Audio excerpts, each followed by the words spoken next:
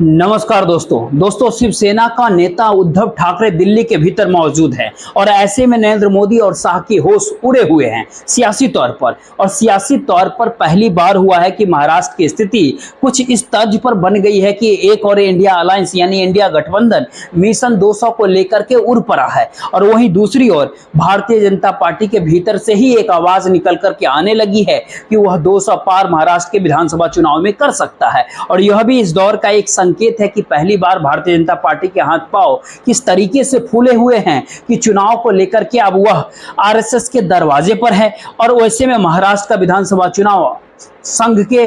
खींची गई लकीर पर ही भारतीय जनता पार्टी लड़े, इस पर भी सहमति कहीं ना कहीं बन रही है। यानी भारतीय जनता पार्टी अपने तौर पर चुनाव जीतने के लिए प्रधानमंत्री नरेंद्र मोदी के चेहरे के आसरे और अमित शाह की बिसात के जरिए जो जीत अब तक हासिल करती थी, इस बार महाराष्ट्र के विधानसभा चुनाव में वह नामुमकिन है। तो क्यों नहीं संघ के रास्ते ही चला जाए। और ऐसे में संघ की जरूरत महाराष्ट्र के विधानसभा चुनाव में कितनी ज्यादा नागपुर से लेकर के पुणे तक है, यह कुछ कहने की जरूरत इस दौर में होनी नहीं चाहिए। लेकिन कुछ ऐसा भी हो गया है इस दौर में जिसकी कल्पना शायद दिल्ली के भीतर बैठे हुए भारतीय जनता पार्टी के शीर्ष नेताओं ने कभी किया नहीं होगा। उनको ऐसा लगता था कि कुछ अंदरूनी हड़कंप मचेगा इंडिया गठबंधन के भीतर, सीटों का तालमेल गड़बड़ाएगा इंडिया गठबंधन के भीतर, और इस बात को लेकर के तलवारें खिंच जाएंगी कि दरअसल इस चुनाव के भीतर मुख्यमंत्री का चेहरा महाराष्ट्र में कौन होगा, कौन ज्यादा सीटों पे लड़ेगा। लेकिन एक के बाद एक बीते करीब 2 दिनों के भीतर जो सहमति दिल्ली के भीतर से निकल करके आ रही है, अब वह बहुत साफ संकेत दे रही है कि पहली बार महाराष्ट्र के विधानसभा चुनाव में पहली बिसात शिवसेना और कांग्रेस और एनसीपी शरद पवार की तीनों मिलकर के जिस अंदाज में बना रहे हैं अपनी प्लानिंग, उसमें न तो चेहरे की जरूरत है न ही सीटों की टकराव को लेकर के कोई इस दौर में शोर शराबा होने वाला है। दरअसल 12 सीटें अलग अलग जगहों के ऊपर, जिसके भीतर मराठवाड़ा का क्षेत्र आता है, उसके भीतर पश्चिमी महाराष्ट्र भी आता है। 12 विधानसभा की सीटों को लेकर के उठापटक जरूर होगी। लेकिन ऐसे में सवाल तो यह भी है कि अगर आंतरिक तौर पर सहमति बन गई इंडिया गठबंधन के भीतर, तो फिर इसके बाद भारतीय जनता पार्टी किस रास्ते जाएगी महाराष्ट्र के चुनाव में। क्योंकि इस समय में न तो महाराष्ट्र के अंदर भारतीय जनता पार्टी का कोई चेहरा है, न ही कोई नेता है। जो चेहरा है वो गुजरात का है और चुनाव महाराष्ट्र का विधानसभा चुनाव है। और महाराष्ट्र के भीतर ये शोर बहुत तेज हो चला है कि महाराष्ट्र के सारे प्रोजेक्ट गुजरात ले हरपा। और ऐसे में महाराष्ट्र का चेहरा न हो पाने की वजह प्रधानमंत्री नरेंद्र मोदी ही एकमात्र चेहरा है और साथ में अमित शाह का चेहरा लगा हुआ, और दोनों ही गुजरात से आते हैं। और इन सब के बीच जो स्थितियां इस दौर में अजित पवार और एकनाथ शिंदे को लेकर के महाराष्ट्र के भीतर है, वह कहीं से भी पूरे के पूरे एनडीए गठबंधन के भीतर से 100 का आंकड़ा पार करा दे, ऐसी कल्पना अब इस दौर में कोई करने को तैयार नहीं है। और उसकी सबसे बड़ी वजह यह भी है कि 2014 से लेकर के 2019 तक की सत्ता व्यवस्था और 2019 के बाद से लेकर 2024 तक की परिस्थितियां, इसका आकलन अब वहां के लोग करने लगे हैं। और लोग यह बात जान चुके हैं कि महाराष्ट्र एक औद्योगिक राज्य था, लेकिन उस औद्योगिक राज्य के भीतर अब उद्योगों की ही विकास दर कम हो गई। लेकिन इकोनॉमिक सर्वे ने और लंबी रेखा खींच डाली कि जो इकोनॉमिक ग्रोथ है वह भी महाराष्ट्र का डगमगा गया है। किसानों की परिस्थितियां नाजुक हो गई है, असंगठित क्षेत्रों के भीतर काम बच नहीं पा रहा है। युवाओं को लेकर के कोई कार्यक्रम इस दौर में शुरुआत की ही नहीं गई। आखिरी मौके के ऊपर पैसे देने का ऐलान जरूर कर दिया गया, लेकिन रास्ता इससे कैसे बनेगा। और रास्ता यदि नहीं बन पा रहा है तो फिर ऐसे में दिल्ली के भीतर बैठे हुए ऐसे कौन से डील चल रही है जिस पर मोहर एक के बाद एक ठप्पा लगते जा रहा है और दिल्ली की सत्ता के हाथ पांव इस दौर में फूले हुए हैं। आज लगता है इन सारे परिस्थितियों की बात पहली बार मातोश्री से निकल करके नेताओं से मुलाकात करने और दिल्ली तक पहुंच करके उद्धव ठाकरे का राहुल गांधी से मुलाकात करना, मल्लिकार्जुन खड़गे से मुलाकात करना, शरद पवार से मिलना, और वहीं दूसरी ओर उन तमाम सारे नेताओं से मिलना जो सीधी राय रखते हैं कि भारतीय जनता पार्टी को हर हाल में अब चुनाव हराना है, विधानसभा महाराष्ट्र का विधानसभा चुनाव। इसके साथ साथ भारतीय जनता पार्टी के भीतर की परिस्थितियां ऐसी है कि अगर महाराष्ट्र का विधानसभा चुनाव भी अगर हाथ से निकल गया तो इसके बाद ऐसा कोई भी राज्य भारतीय जनता पार्टी के पास ऐसा बचेगा नहीं, गुजरात को छोड़कर, जो कि विकसित राज्यों में शुमारी जिसकी होती रही है, जहां से पैसा निकाला जा सकता हो या फिर जहां पर निवेश करवाया जा सकता हो। यानी ये कहे कि इस दौर में सामाजिक आर्थिक परिस्थितियों के मद्देनजर अगर देखिए तो 2047 के भीतर भारतीय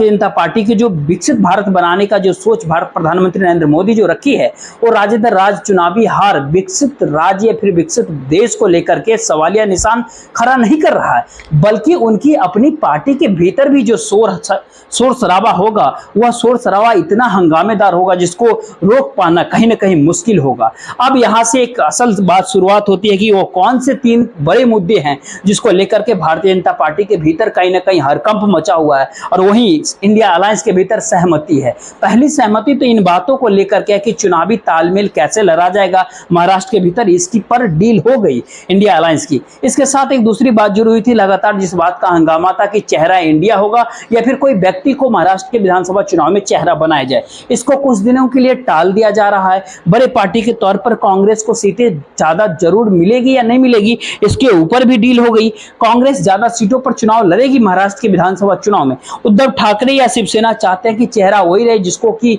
शरद पवार अपने तौर पर कह रहे हैं कि अभी इंडिया ही चेहरा है और उसी आश्रय चलना पड़ेगा, क्योंकि जिस अंदाज से जिस तरीके से अमित शाह ने और औरंगजेब का नाम लिया महाराष्ट्र के भीतर पहुंच करके, वह इस बात को जानते हैं कि हिंदू मुस्लिम के आश्रय वोटों का दुर्विकरण भारतीय जनता पार्टी के पक्ष में हो या फिर ना हो, लेकिन उद्धव ठाकरे की शिवसेना हो या फिर बीजेपी जब वहां पर महाराष्ट्र के भीतर टकराएगी तो उसका फायदा या नुकसान दोनों पार्टियों को होना है। और इसी दौर में उद्धव ठाकरे को इंडिया गठबंधन के साथ इस मजबूती के साथ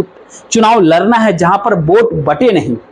यानी ये कहे कि सियासी तौर पर एक ऐसी लंबी रेखा इंडिया गठबंधन खींच रहा है महाराष्ट्र की राजनीति में, जहां पर उसको पता है कि किस वोट के आश्रय महाराष्ट्र की विधानसभा चुनाव को साधना है। उसके भीतर केवल एक ओबीसी इसलिए भी बहुत बड़ा जंग भारतीय जनता पार्टी को अपने अनुकूल दिखाई पड़ रहा है क्योंकि मराठा आरक्षण को लेकर के भारतीय जनता पार्टी खामोश रही है। देवेंद्र फडणवीस ने कुछ नहीं किया और इन सबके बीच ओबीसी को ऐसा लगने लगा कि शायद अब भारतीय जनता पार्टी उनके साथ खड़ी है। लेकिन अगर जिले दर जिले, कस्बे दर कस्बे या क्षेत्रवार अगर परिस्थितियों को समझेंगे तो स्थितियां शायद महाराष्ट्र की आपको एक ही झटके में उलट दिखाई पड़ेगी। क्योंकि अब ऐसे में एक सवाल और यहां से शुरुआत होती है कि औरंगजेब का कहना और उद्धव ठाकरे का अहमद शाह अब्दाली कह करके जवाब अमित शाह को दे देना, इन दोनों जवाबों के बीच एंट्री देवेंद्र फडणवीस साहब की हो जाती है। हम उसके ऊपर चर्चा करें उससे पहले एक बात आप समझ लीजिए कि पहली बार महाराष्ट्र की राजनीति में उद्धव ठाकरे समझ गए हैं। उद्धव ठाकरे दिल्ली में है तो महाराष्ट्र के मुद्दों के आश्रय भारतीय जनता पार्टी पर चोट नहीं करनी है। भारतीय जनता पार्टी पर चोट का मतलब यह है कि सीधे नरेंद्र मोदी और अमित शाह के उस थ्योरी पर चोट करनी है जो महाराष्ट्र में वो औरंगजेब जाकर के क्यों बोलते हैं, क्यों कहते हैं, यानी हिंदूवादी या हिंदुत्व के आश्रय उस चोट को गहरा करना है जो कि पहली बार माइनॉरिटी के सवाल को लेकर के बांग्लादेश तक के भीतर बेचैनी है। और ऐसे में भारत में माइनॉरिटीज को लेकर के बांग्लादेश के कहीं ज्यादा बेचैनी है और इन सब बातों में सरकार हाथ पर हाथ धरी बैठी हुई है। तो ऐसे में उद्धव ठाकरे यहां से शुरुआत करते हैं। देखिए, अभी कहा कि बांग्लादेश में हिंदुओं के ऊपर जो अत्याचार हो रहे हैं तो उनकी रक्षा करने की जिम्मेदारी अपने केंद्र सरकार की है, मोदी जी की है। तो मणिपुर तो नहीं जा रहे, तो मोदी जी और अमित शाह जी बांग्लादेश अगर जा सकते हैं तो जाना चाहिए, अन्यथा वहाँ जो हिंदुओं के ऊपर अत्याचार हो रहे हैं तो रोकना और वहाँ के हिंदुओं की रक्षा करना मोदी जी का काम है, केंद्र सरकार का काम है, हिंदुस्तान सरकार का काम है। इसी हिंदुस्तान सरकार में इंदिरा जी ने बांग्लादेश को आज़ादी दिलाई थी और उसी बांग्लादेश में अगर हिंदुओं के ऊपर अत्याचार हो रहे हैं तो उनको रोकना भी पूरा काम या पूरी जिम्मेदारी हिंदुस्तान। सोच सकते हैं कि उद्धव ठाकरे अपने कैनवास को बड़ा कर रहे हैं और ऐसे में महाराष्ट्र की सियासत के भीतर एकनाथ शिंदे की अगुवाई के भीतर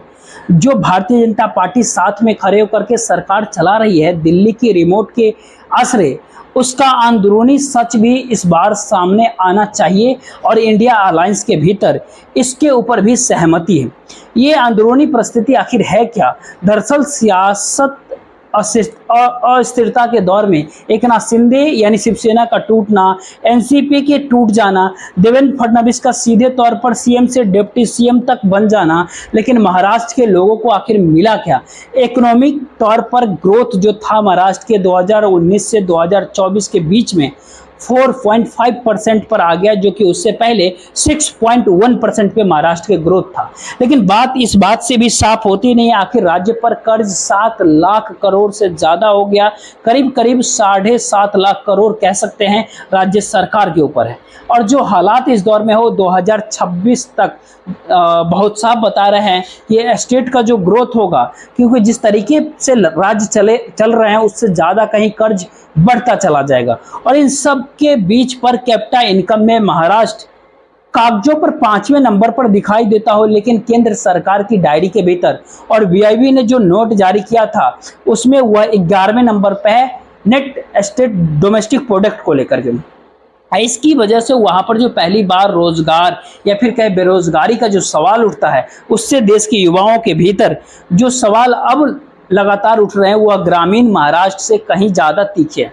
यानी ये कहे कि एक सवाल ये है कि यदि सोशल इकोनॉमिक का एस्पेक्ट जो इंडिया गठबंधन जिस पर सहमति बना रहा है, जिन मुद्दों को उठाना जरूरी है, तो उसके बाद सवाल ये होता है कि 100 सीटों का आंकड़ा भी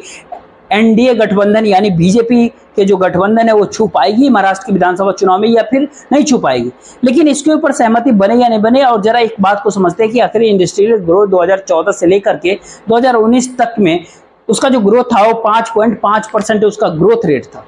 अब उसका जो है सो 2019 से लेकर के और 2024 तक में एकनाथ शिंदे से आने से लेकर के और अब तक में जो 1.3% हो गया। और मैन्युफैक्चरिंग सेक्टर का जो ग्रोथ रेट था महाराष्ट्र का वो माइनस में चला गया, नेगेटिव में चला गया, नकारात्मक में चला गया।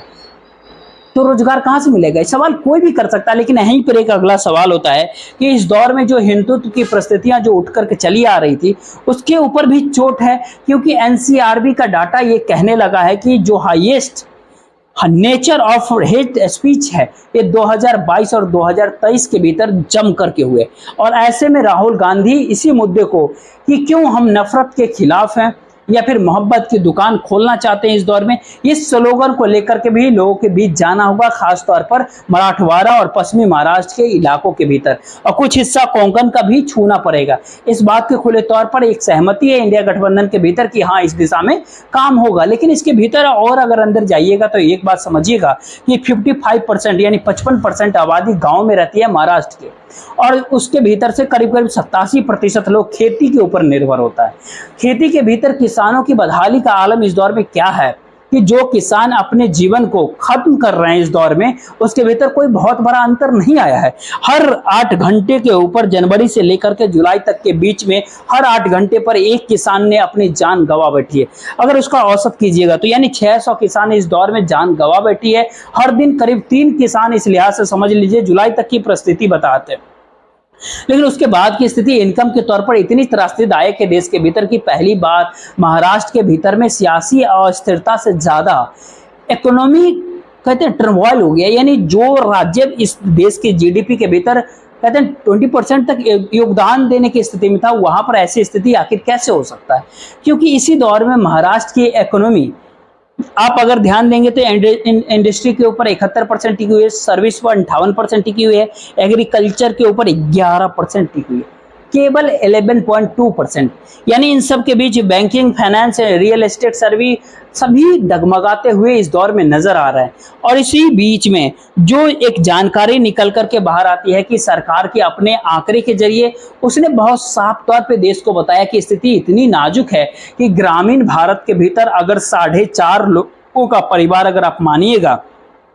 5 से भी कम, तो कमाई पूरे दिन की पूरे महाराष्ट्र के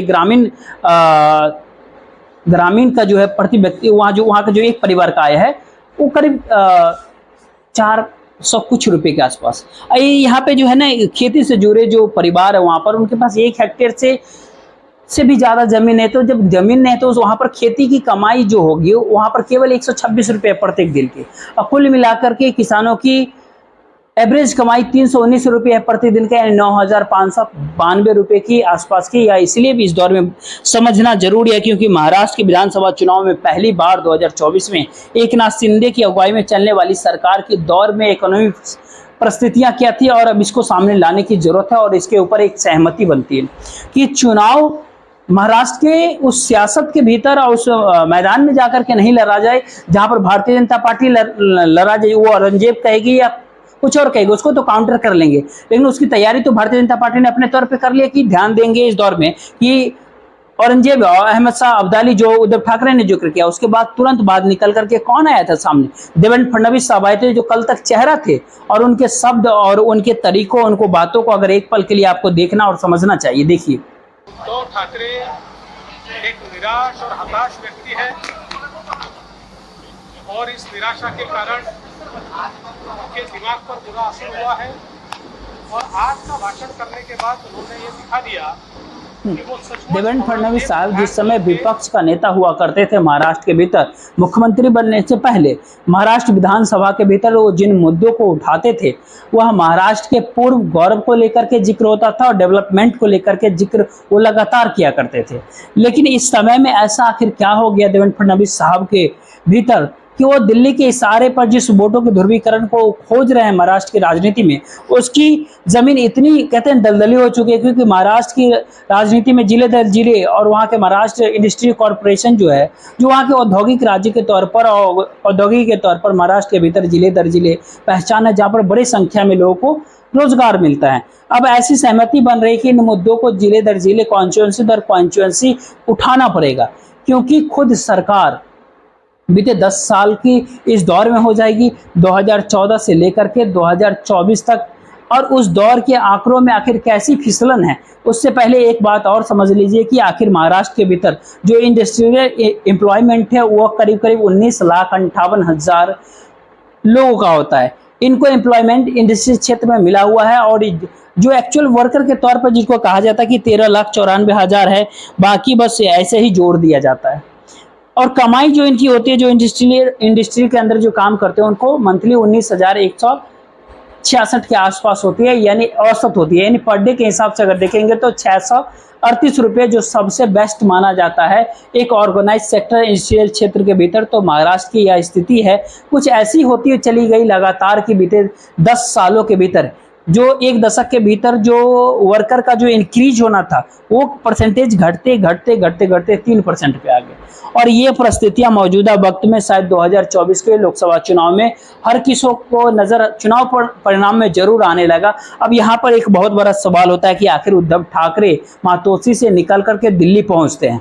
हर नेता के घर पहुंच रहे हैं, मुलाकात कर रहे हैं, उनसे बात कर रहे हैं, सहमति एक लगातार बन रही है इंडिया गठबंधन के भीतर। शरद पवार भी दिल्ली में पार्लियामेंट चल रहा है, इन बैठकों के बीच सीटों को वितरण को लेकर के तमाम सहमति के साथ आपस में जो तालमेल बनाने की परिस्थितियां हैं, वह इतनी तेजी से बन रही है कि पहली बार यह बात मान करके चल रहा है कि अक्टूबर के भीतर चुनाव होने हैं। लेकिन 15 अगस्त बीतते बीतते अगस्त के महीने के अंत में आखिर ये पूरी की पूरी प्लानिंग कहीं ना कहीं सामने आ जाएगी। यानी अगस्त के महीने बीतते बीतते अगस्त के बाद सितंबर के महीने से पूरे तरीके से कैंडिडेट के साथ इंडिया गठबंधन महाराष्ट्र की राजनीति में कहीं ना कहीं उतर जाएगा। एक सहमति इस बात को लेकर के इंडिया अलायंस के भीतर हो चली है, जिसकी जरूरत उद्धव ठाकरे की थी कि आप जल्दी चीजों पर सहमति बनाइए। डील इस बात को लेकर के इंडिया गठबंधन के भीतर कहीं ना कहीं हो गई है। अब यहाँ पे बहुत बड़ा सवाल है कि आखिर सच में भारतीय जनता पार्टी के हाथ पांव इस अंदाज में फूली हुई है कि वो अपने पूरी कमान संघ को देने के तैयार है। आखिर है तो फिर इसके पीछे कारण क्या है?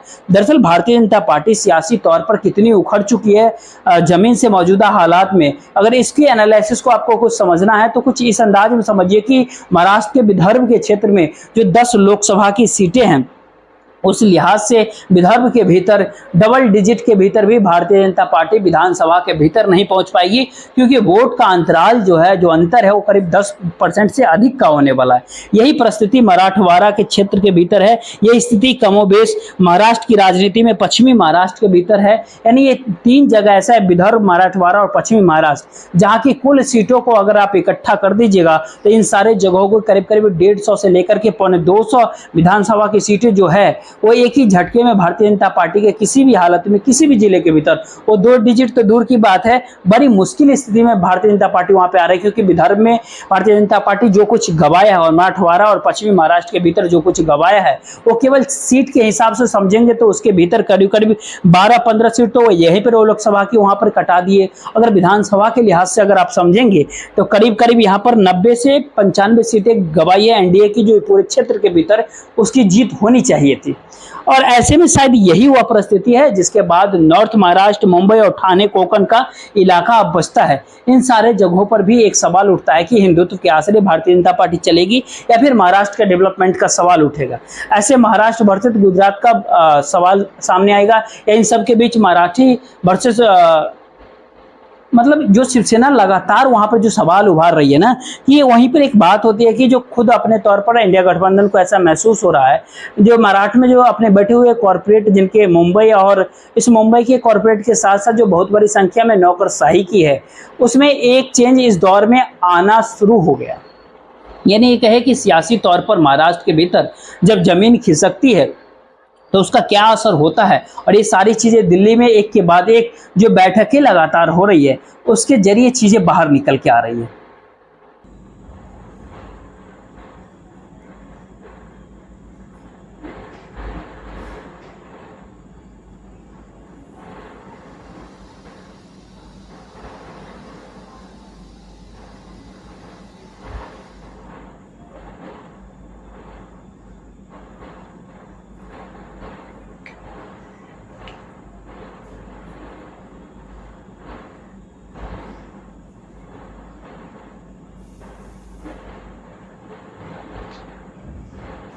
दरअसल दिल्ली के भीतर होने वाली मीटिंग या कहे या बैठक कहे, उस बैठकों को लेकर के दिल्ली की आखिर सत्ता की धड़कनें क्यों बढ़ा हुआ है, इस बात को समझिए। क्योंकि पहली बार विधानसभा चुनाव के भीतर प्रधानमंत्री नरेंद्र मोदी भी मुद्दा होंगे और सियासी तौर पर उनकी घेराबंदी महाराष्ट्र की राजनीति में उसी डेवलपमेंट, उसी इंफ्रास्ट्रक्चर, उसी विकास, उसी विकसित भारत को उनको बनाने की सोच और इकोनॉमी के साए तले महाराष्ट्र की बदहाली को सामने महाराष्ट्र की राजनीति में रखा जाएगा। यानी ये कहे कि अपने तौर पर भारतीय जनता पार्टी अपने लिए जो भी रेखा प्रधानमंत्री नरेंद्र मोदी के आश्रय खींचती रही देश में, पहली बार उसी चीज को सामने रख करके महाराष्ट्र की राजनीति में एक आईना दिखाने की कोशिश इंडिया गठबंधन कर रहा है। और इस रूप में देखिए कि 2019 के चुनाव में भारतीय जनता पार्टी 105 सीट जीती थी, 152 सीटें पे लड़ी थी, 105 जीती थी। शिवसेना साथ खड़ी थी, 124 पे लड़ी थी, लेकिन 56 सीट जीत पाई थी। और उसके बाद चीजें बदल गई क्योंकि शिवसेना अपने मुख्यमंत्री को चाहती थी, भारतीय जनता पार्टी ने बनने से रोक दिया। लेकिन अब ऐसी परिस्थिति है कि नॉर्थ महाराष्ट्र, मुंबई, ठाणे, कोंकण का जो क्षेत्र है, इस इलाकों में करीब करीब यहाँ के विधानसभा के 22 सीटें डगमगाई हुई है भारतीय जनता पार्टी के लिए, केवल भारतीय जनता पार्टी बीजेपी के लिए। कुल 105 में से इन इलाकों की 22 सीट अगर जो डगमगा चुकी है, तो इसके अलावा पश्चिमी महाराष्ट्र, मराठवाड़ा और विदर्भ के जो आकलन जो इंडिया गठबंधन, इंडिया अलायंस अपने तौर पे कर रहा है, उसके भीतर वहां पर जो उनकी स्थिति 32 सीटों की और होती है। अब अगर आप सोचिए कि एक ही झटके में भारतीय जनता पार्टी 105 से यदि 50 के अंदर में आकर के सिमट जाए, तो फिर ऐसे में एकनाथ शिंदे और अजित पवार क्या कर लेंगे महाराष्ट्र की राजनीति में। शायद इसीलिए पहली बार अजित पवार को कहा जाता है कि आप निकलिए, जिले जिले घूमिए, बताइए, समझाइए, अपनी उपलब्धियों को गिनाइए, युवाओं को साथ लेकर के आइए, किसानों को साथ जोड़ करके आइए, उसके बाद हम एनालिसिस करेंगे और हम आपको कितनी टिकट देनी है या फिर नहीं देनी है, यह तय करेंगे। और इसका फैसला आरएसएस यानी संघ के दरबार में होगा, जो आरएसएस अजित पवार के खिलाफ है। और अजित पवार इसीलिए निकल पड़े यात्रा के ऊपर और लगे बताने लगे कि आखिर कैसे कौन सी जीत हासिल करेंगे, क्योंकि अपने तौर पर आरएसएस भी इस बात को भारतीय जनता पार्टी को लेकर के समझा रही है कि, और समझ भी चुके कि आप जिस रास्ते सरकार को बनाने निकले, अब इस चुनाव के बाद लोगों की मानसिकता आपके साथ नहीं है। और ऐसे में सत्ता विरोधी हवा की रुख इतना ज्यादा है कि जब पहली बार 1990 के भीतर भारतीय जनता पार्टी ने 50 सीटों से ज्यादा सीटें हासिल की थी और महाराष्ट्र की राजनीति में, और शिवसेना के साथ मिलकर के करीब करीब 100 के आंकड़े तक पहुंचे, वह भी स्थिति इस बार नाजुक है। यानी ये कहे कि वहां पर भी मुश्किल हालात होगी और इसीलिए अजित पवार आखिर किस अंदाज में निकले हैं, यह भी एक बार देखिए आप। सम्मान यात्रा नासिक से शुरू की है और अलग अलग एरिया में हम जाना चाहते हैं, वैसा प्रोग्राम हमने तय किया है। यही इरादा है। आने वाले चुनाव अभी अक्टूबर में आने वाले हैं, असेंबली चुनाव में हमारा महायुति सरकार ने क्या काम किया है, नंबर 1। नंबर 2, हमने जो अच्छी योजनाएं फार्मर्स के लिए, ज्यादा करके वुमेन्स के लिए, फिर अपने युवतियों के लिए, ऐसे बहुत सी योजनाएं लाई है। उसके बारे में ये सब योजनाओं की मालूमात करने का हमारा इरादा है। का कारण यही है कि लोगों ने वापस हमें मौका देने की हम विनती करने वाले हैं उनको। खास बात तो यह है कि आखिर अजित पवार अपनी टीम के साथ जब महाराष्ट्र के जिले जिले घूम रहे हैं तो वो इस बात को समझ गए इस दौर में कि उनके पास वो डायरी है जिस डायरी के भीतर जिले दर जिले भारतीय जनता पार्टी की स्थिति क्या हुई है, अब क्या एनसीपी का एक धारा अगर भारतीय जनता पार्टी के साथ है तो वह कॉकटेल किस तरीके से महाराष्ट्र की राजनीति में वोटों के साथ ला सकता है या फिर इस दौर में नहीं ला सकता है। कहाँ युवाओं पे कहना है, कहाँ किसानों का जिक्र करना है, कहाँ महिलाओं का जिक्र करना है, ये तमाम सारी बातें, कहाँ मजदूरों का जिक्र करना है। इस अंदाज में इस दौर में इसलिए भी निकले हैं क्योंकि आप 1990 से लेकर के महाराष्ट्र के विधानसभा की फाइल को अगर उस किताब को पलटे तो 1995 के भीतर जब मनोहर जोशी मुख्यमंत्री बने थे शिवसेना के, भारतीय जनता पार्टी समर्थन दे रही थी, उस समय 73 सीटें शिवसेना ने जीता था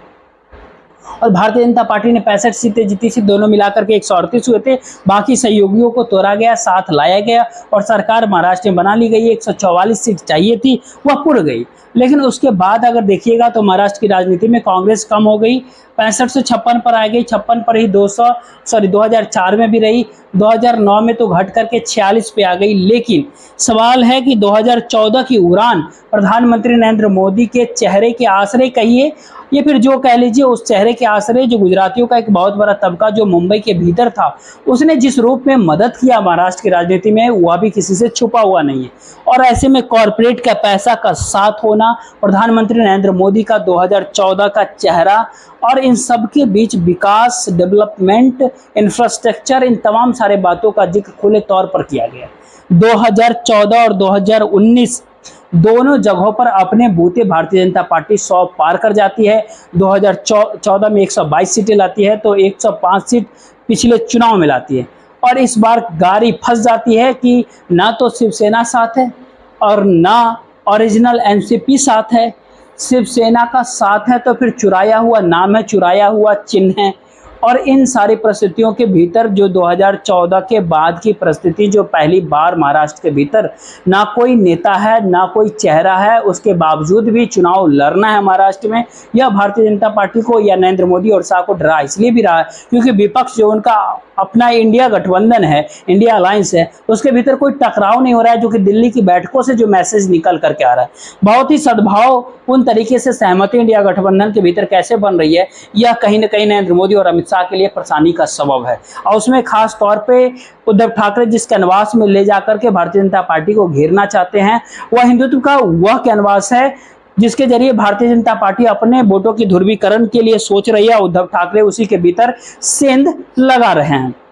ऐसे में प्रधानमंत्री नरेंद्र मोदी जिस डेवलपमेंट, जिस विकास का जिक्र कर रहे हैं उसके लिए इंडिया गठबंधन, इंडिया अलायंस इस प्लानिंग के साथ है कि महाराष्ट्र के बंटाधार कैसे आर्थिक तौर पे कर दिया गया इन दौर में और इन सब के बीच जो हेट स्पीच है या जो नफरत का सवाल है वो कैसे उभर करके 2022 से लगातार उभर करके सामने आए और उसके पैरेलल में कौन कौन सी रेखा खींचनी है इस दौर में और खासतौर पर संविधान का सवाल, क्योंकि महाराष्ट्र में बाबा साहब अंबेडकर का होना और महाराष्ट्र के होना, इन सब के बीच विदर्भ का क्षेत्र हो या फिर मराठवाड़ा का इलाका हो, इन सारे जगहों पर जो वोट बैंक अब सीधे मान चुका है कि किसी तीसरे खाने में वो नहीं जाएगी। यानी ये कही कि बटेंगे इस दौर में नहीं, ये बेचैनी और भारतीय जनता पार्टी के भीतर कहीं न कहीं इस दौर में बढ़ चुके कि वो जिस रणनीति के साथ, जिस स्ट्रेटेजी के साथ वोट को बांटने की सोच रही थी और वोटर इस बात को लेकर के तैयार नहीं, उसको लगता है कि आमने सामने या तो इधर है या फिर उधर है। ये परिस्थिति कहीं न कहीं और ज़्यादा भारतीय जनता पार्टी के धड़कनों को तेज कर रही है, मुश्किल में दिल्ली की